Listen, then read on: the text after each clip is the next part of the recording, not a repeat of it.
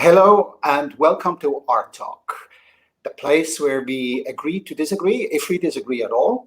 And today's guest is Oliver Klatt from Germany.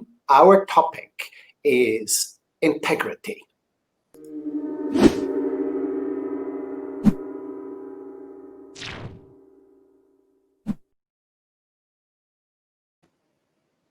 Hello, Oliver. Welcome to Art Talk. Hello, René. Great to be here. Yes, I'm very happy that you are here. I'm very curious how we got to talk about this particular topic, integrity. In fact, you came up with the suggestion. But before we jump into it right away, I want to say to the viewers a word or two about you, Oliver, introducing you. I've made a few key points of your biography. You have come to Reiki in 1994. So you're an old hand at Reiki, and you have been a journalist, an editor, also for daily newspapers, and particularly in the late 90s and early 2000 years. But as of 2001, you became active as a Reiki teacher in Germany, and you were a lecturer at many congresses and conventions, primarily in Germany. Then in 2006, you published a book in English. It came out first in German, and then it was translated into English, Reiki Systems of the World, the first book worldwide that deals with an open cooperation of all different Reiki styles.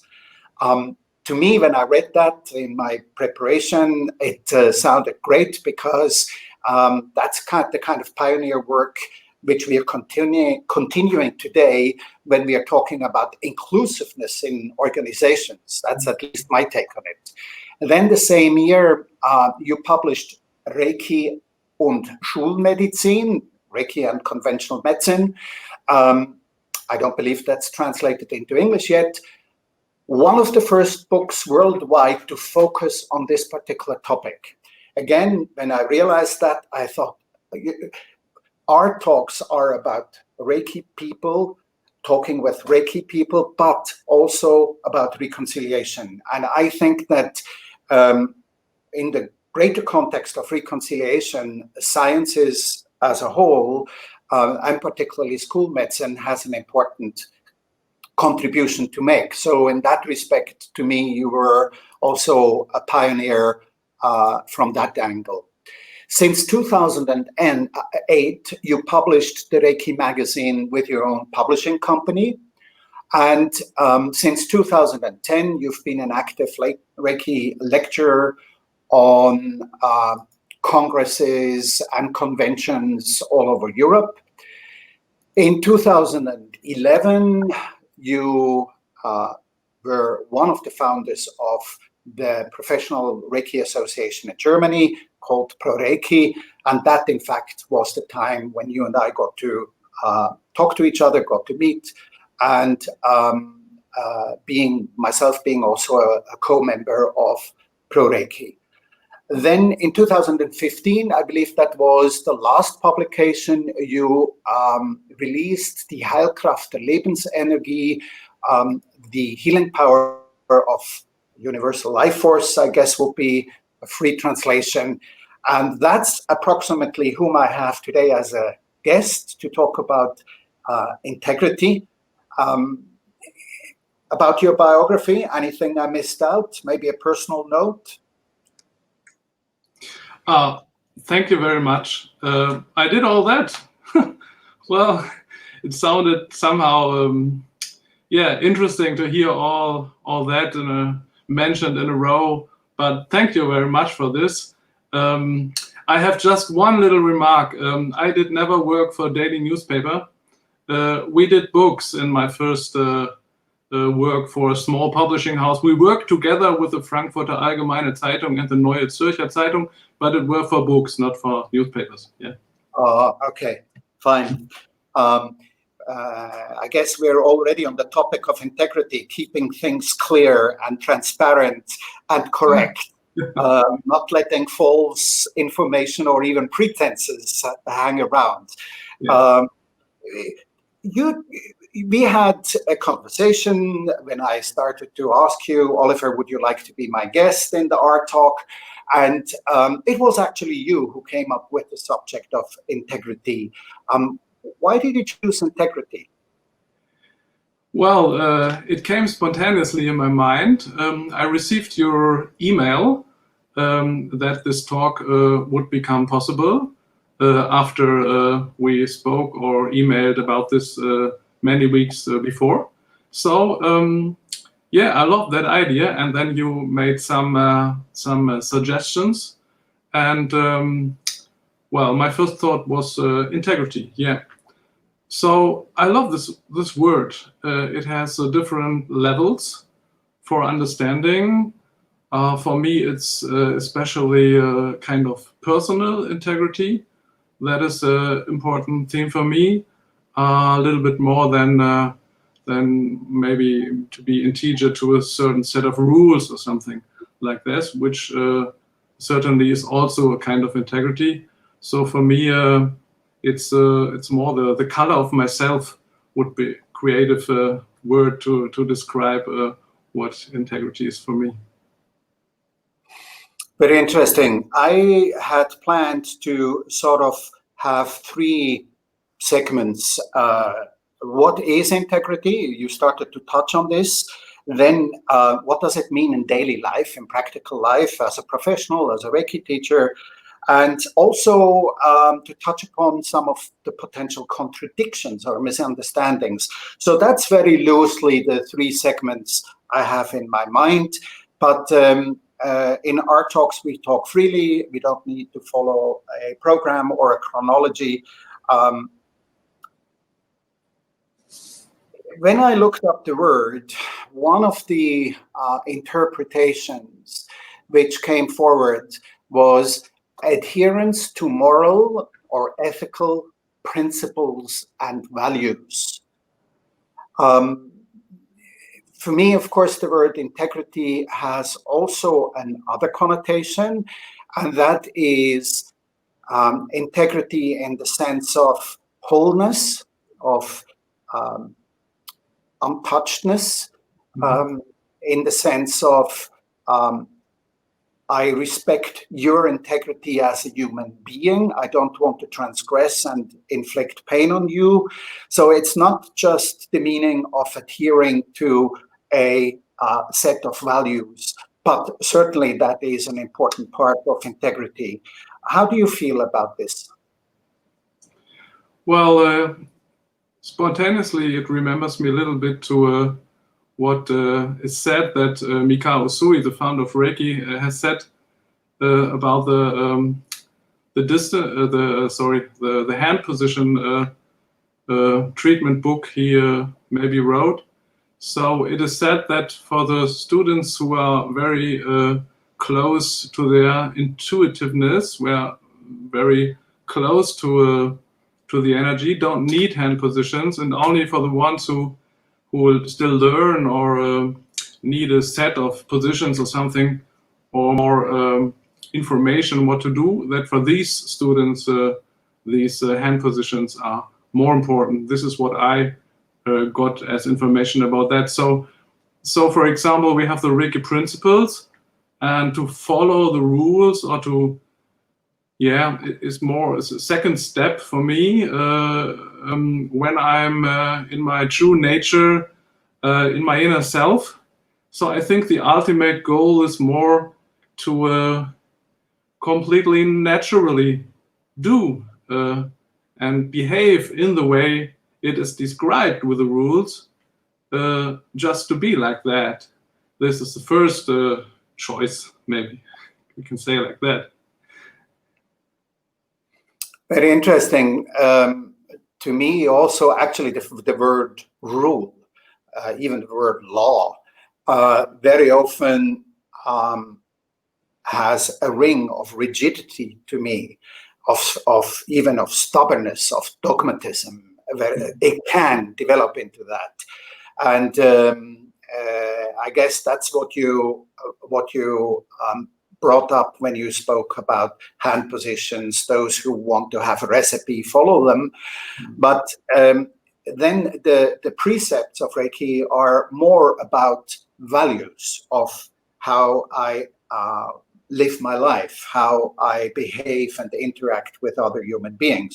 So they're not kind of laws and rules in a legal sense of way, in a dogmatic kind of way. That's at least my take of the 5 Reiki principles. Yeah, but still it's a set of signs, we could say, to follow. And when I'm in my true inner self, in my soul, in my relationship with God, I would say, because I believe in God. So this is the natural thing to do. So we are, or I am not always in the state, sure. So second choice, I need the principles, or however you call them. But I think the ultimate goal of these kind of sets is to understand, or if I'm in a kind of enlightened state, maybe for a minute or an hour or a day, maybe, then I don't need these principles. I am what they say. And this is a certain integrity that I naturally live then, being in my true inner self. That's what I meant. Yeah, I'm with you. And I think that these, you referred to God, I would have used the word consciousness, conscience, actually, in that context. So I have a small video, and I think this is an interesting point, because in this video, it's only 2 minutes, the person at the TED Talk is actually, I believe, talking about this very thing, although in an entirely different context. So allow me to share with you the little video I've prepared.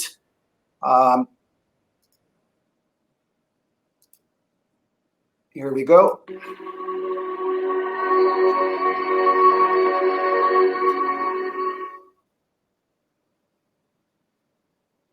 This speech is not about climbing a mountain, overcoming cancer, winning a gold medal, or dodging bullets on the battlefield. It's about something that goes on inside our mind. It's very subtle, but outside has a profound effect on how people perceive you. Each day we make hundreds of decisions, and some of those decisions are to do with commitment. Oh, by the way, I was down in London on the Piccadilly line, and I was thundering through the tunnel, and there was a woman reading a book opposite me. I kid you not, the title of this book was Commitment. Men Can't Even Spell It. But seriously, we make loads of decisions based on commitment, agreements, and promises. But when we break our promises, what happens is our internal compass spins around and we lose direction. So that people look at you and go, he's lost his integrity. She hasn't got any integrity. This is a leadership issue. And we're all involved because it's self-leadership that I'm talking about. From world leaders down to housewives, from CEOs to school children. We need to learn how to keep our word, because when we do, our integrity grows. When we make agreements, we do it with the best intention. We believe fully that we are going to fulfill that agreement. And then life gets in the way. Marianne Williamson once wrote, "Our deepest fear is not that we are inadequate. Our deepest fear is that we are powerful beyond measure. It is our light, not our darkness, that frightens us most. And as we let our light shine, we unconsciously give permission for other people to do the same." But just how exactly are we supposed to let our light shine? I believe one way is through integrity.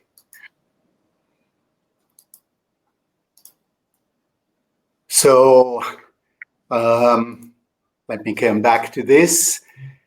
So I think that when he speaks about an inner compass, this is quite synonymous almost with what you said, isn't it? Well, yes, I like the word commitment.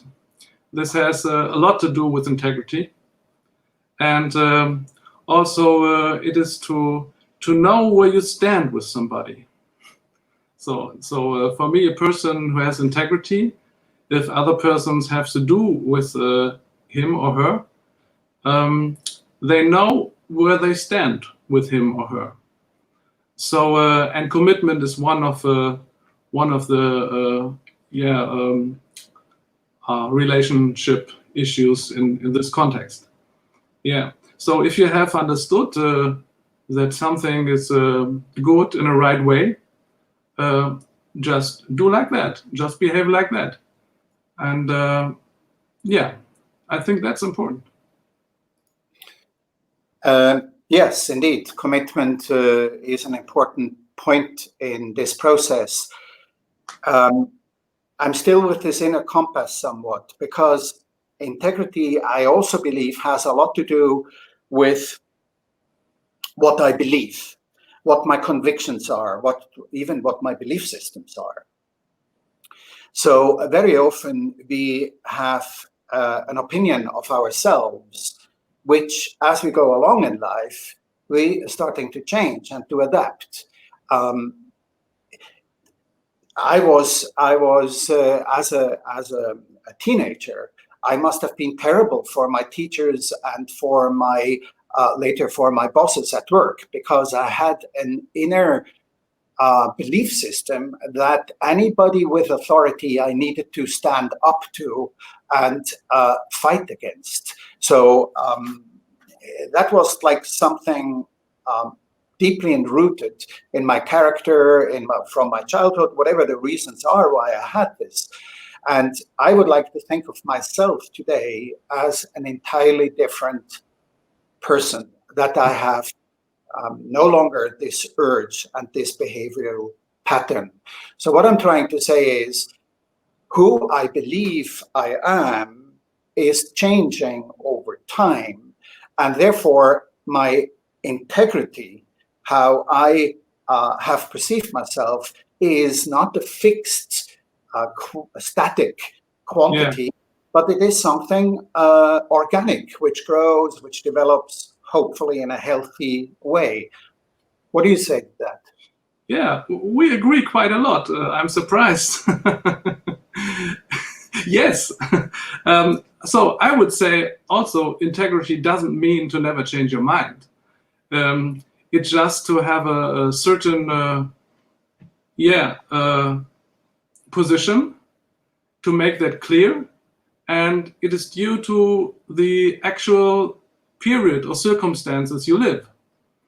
And if this changes, the source point of your integrity could also change, I would say. So, for example, you can change your political opinion, but still follow the same spiritual principles. Yeah. This brings up the question of how do I know I'm unfolding in a healthy way, and how do I know whether maybe I'm making a compromise against my innermost compass, against my consciousness, or you might say against the purpose of life as defined by God. So this creates in daily life, oftentimes a conflict. A conflict of interest can come up, or that I need to make compromises which are not 100% in full accordance with what I hold dear and valuable in my life. So how do you deal with that? Do you have experienced that in your life, that you were confronted with these contradictions, and maybe you have an example where you managed it well or not well, or can you tell me a little bit about that?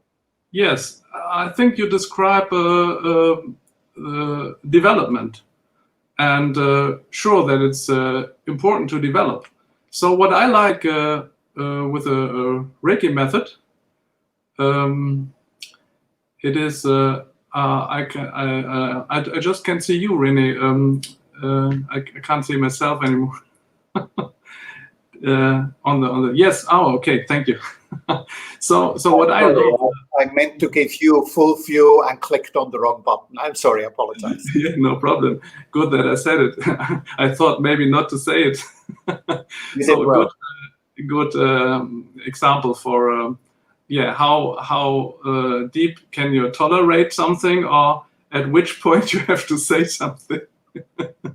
Yeah, but I would say the Reiki method is a perfect example, for example, to for a spiritual practice discipline to practice, which is possible to practice with changing different spiritual backgrounds. So, for example, when I began with Reiki in the 1990s, I was more the Buddhist way and followed the Buddhist principles and teachings. And then something changed, and I found, to say it easily, I found to God, and my perspective to the spiritual background changed. But this all did not have to do anything with my Reiki practice. I did my daily practice every day, and Reiki was still the same. So that's what I love really with Reiki, that you can change and develop so much, and it's still Reiki that you do. Yeah, and I find. Do you have an echo? Yes, I can hear you now. Yeah. Mm-hmm. Okay.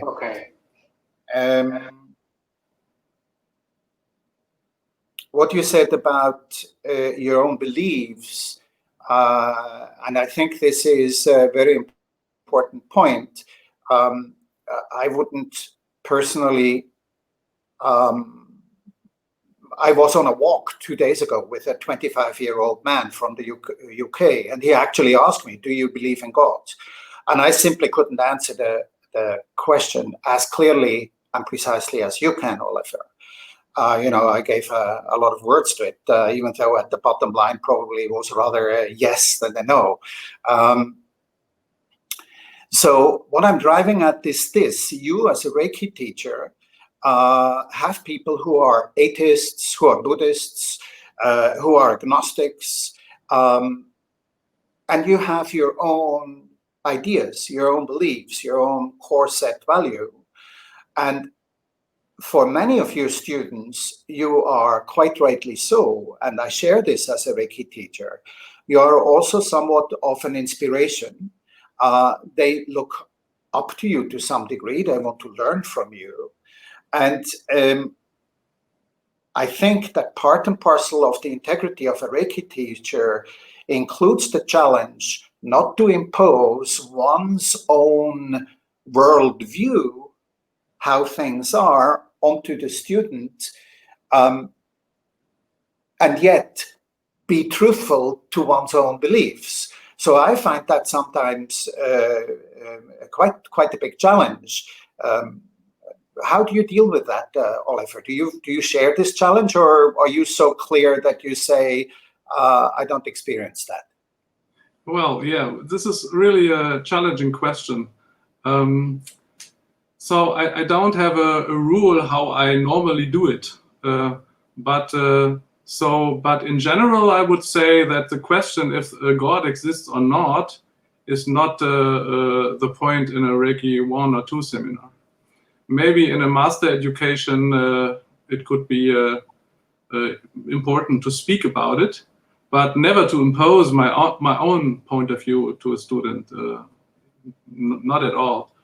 But if somebody asks me in a 1st or 2nd degree seminar if I believe in God, I would say yes.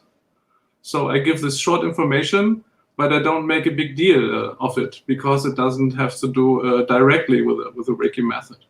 And one difference for the Reiki evenings that I do 2 times a month, Reiki meetings with persons that have been initiated, mostly by me. Then I go a little bit more into my spirituality, and I share a little bit more for persons who more interested to come to my group regularly. I feel it integer, so I think it's integrity then to be clear about the own position about these themes. Yeah, I find I agree with you. Well, my own practice is similarly, and I would answer the question. And I think that my student has a right to ask the question and has a right to hear an answer. And obviously, he has a right to hear an honest answer.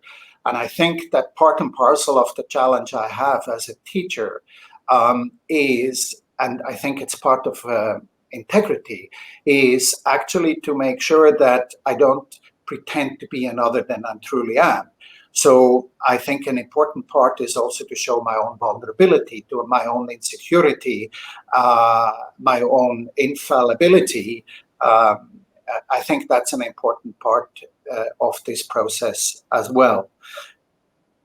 Yeah, well, let me say one point. So if I say I believe in God, it doesn't mean that we should all believe in God or so, I'm not a missionary person. So I only share my own experience. And so if I have no doubt about this, then I can say it without doubt for me.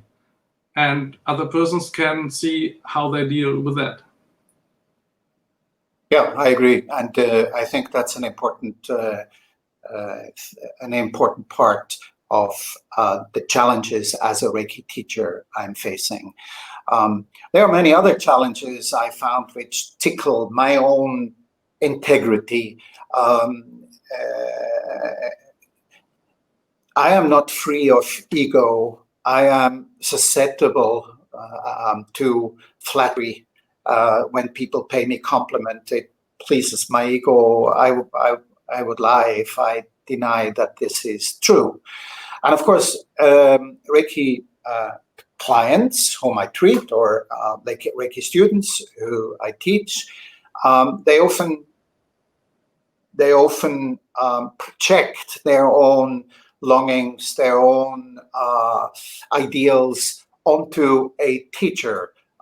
That which I think in psychology is called transference, even to the point that a student might fall in love with a teacher, but not actually with the human being, but simply with one's own projections and ideas of an ideal teacher. And this is one of the challenges I believe a Reiki teacher has, and I believe that it's an important part of the training of a Reiki teacher to deal with these questions, and most importantly, of course, with the question, how do I deal with that in real life situations when this happens? What do I do? How do I behave? I know you've trained Reiki teachers. I know that you have had a rather long training yourself, a rather extensive training yourself to become a Reiki teacher, and you are very seriously focusing on that. How do you deal with this transference issue from students onto you? Yeah, this is a very important point to understand. Yes. Well, how do I deal with that in general? I have to think of examples maybe. So I think the best thing is to make always clear what was really said or what was not said. So for example, sometimes I have a group of 10 Reiki students at a Reiki evening. One person asks me a question, I answer her this question.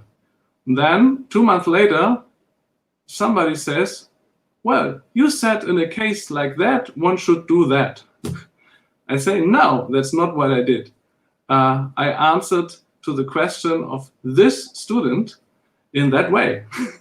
So if you have the same question, ask me the question, I will answer you, maybe in the same way, maybe in a different way. So, for example, a person goes in the middle of the road, but has a tendency always to go a little bit to the right. Then I have to say this person, for staying in the middle of the road, go more left. The other person goes in the middle of the road, but has a tendency a little bit to go too much to the left. So this person, I have to say, go more to the right. So the opposite of what I said to the first student, but with the same goal that the person goes in the middle of the road. That's a very, very beautiful metaphor to make that point. You know, we're coming to a closing. We only just started and it's already 30 minutes, Oliver. I'm sorry about that. Yeah. And I would like to recount an experience I had of a person who quoted Gustav Mahler with a saying at the Reiki conference. When in Reiki, we often speak about what's tradition, what was said by Mikao Usui, how do we interpret it today? You mentioned the precepts as an example. And this Reiki personality in 2010 at the Reiki convention actually was in the plenum, and he got up, it was a man, and he got up and quoted Gustav Mahler and said, if the quote originally is from Gustav Mahler, I'm not sure. He said, the tradition is the passing on of the torch, of passing on of the light. It is not the conserving of the ashes. So that to me was highly inspiring to say that sometimes we need to adapt and we need to change, just like you showed in your story. Oliver, of course, you know who that person was. That was actually you who said that at the Reiki convention. At least that's how I remember it. And it obviously stuck with me. It influenced me, and I'm grateful for that. Maybe that's also part and parcel why we sit here today. And I'd like to thank you for that. I would like to thank you that you have joined me today. Dear viewers, in a moment, I will ask Oliver to say a few more words. And at the bottom, I will have a ticker with Oliver's website. And also in the YouTube description of the video, you will find his biography. You will find a reference to his books and his homepage where he can be reached.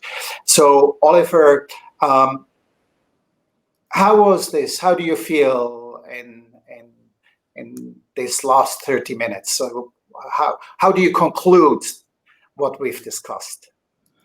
Well, it was less challenging than I would have thought before. So great. And René, to be honest, for me, so just at the moment, I would say it's the best talk we ever had together. I'm very happy to hear this. Dear viewers, you can assume that Oliver and I have had a few other talks where it wasn't quite as peaceful. And yes, this platform is about disagreeing. If there is disagreement, and if there is a lot of agreement, I think all the better. I do hope that we showed some different perspectives of maybe the same truism. And in that sense, once more, Oliver, thank you very much. I'd like to close here. I'd like to say goodbye to you. Thank you. Bye. And I would like to invite you, dear viewers, for our next art talk. And in a moment, I will close it, and you have the opportunity to actually subscribe to our YouTube channel or to fill in for information to be informed when the next art talk will be released. Thank you very much for viewing.